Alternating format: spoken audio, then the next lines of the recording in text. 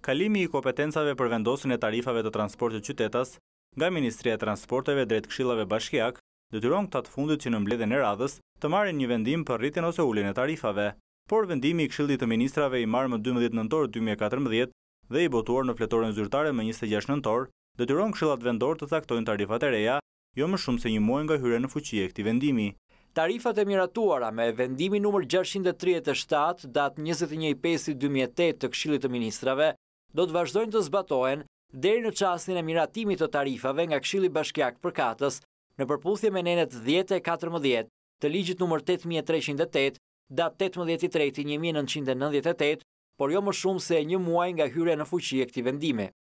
Por deri sot, ku ka kaluar më shumë se një muaj nga botimi i këtij vendimi, asnjë prej këshillave bashkiak nuk ka reflektuar këtë detyrim, i cili buron nga marrja e këtij vendimi në kuadër të decentralizimit të kompetencave. Tarifat e reja pritet të jenë të ndryshme në varësi të standardeve të ofruara për këtë shërbim, por edhe gjatësive të linjave dhe itineraret e ndjekura. Por ajo që mbetet e sigurt në fund është që këshillat bashkiake janë ata që do të vendosin nëse çmimi i biletës urbanëve do të rritet ose jo.